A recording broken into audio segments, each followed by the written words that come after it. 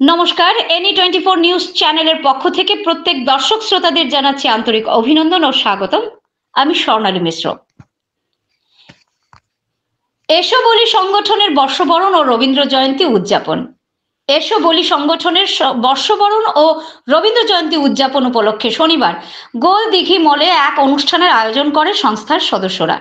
এতে কবি প্রণব, এসো বলির বর্ষবরণের আড্ডা এবং 1431 বাংলা নববর্ষ সম্মান প্রদান করা হয়।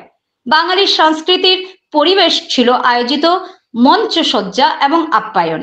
এতে উপস্থিত অতিথিরা ছিলেন সুরজিৎ সোম, দেবাশিস বিশ্বাস, মৃদুলা ভট্টাচার্য, দীপক সেনগুপ্ত, সঞ্জীব রায়, শতদল আচার্য প্রমুখ।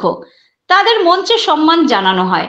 এছাড়াও আড্ডায় অংশগ্রহণ করে তারা নিজেদের অনুভব ব্যক্ত করে রবীন্দ্রনাথ এবং নববর্ষ ও বৈশাখ নিয়ে আলোচনা করেন। সম্মান জানানো হয় দীপক পাল, সুজয় নাথ, কাজল সরকার, পঞ্চতপা চৌধুরী, শান্তশ্রী সোম প্রমুখদের।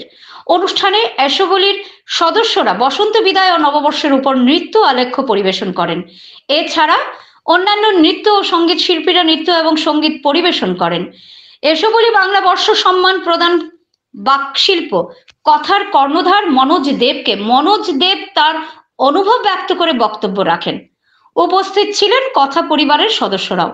উল্লেখ্য, মঞ্চে অনুষ্ঠানের সঙ্গে তাল মিলিয়ে চিত্রশিল্পী সায়ন্তনী ভট্টাচার্য তুলির আঁচড়ে চিত্র অঙ্কনে ছিলেন ব্যস্ত।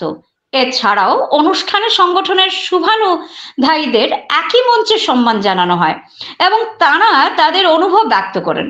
কবিতা, গান, নৃত্য ও আড্ডার মধ্য দিয়ে অনুষ্ঠানের আয়োজিত হয়। সম্পূর্ণ অনুষ্ঠান সঞ্চালনায় ছিলেন এসো বলির কর্ণধার সব্যসাচী রুদ্র গুপ্ত।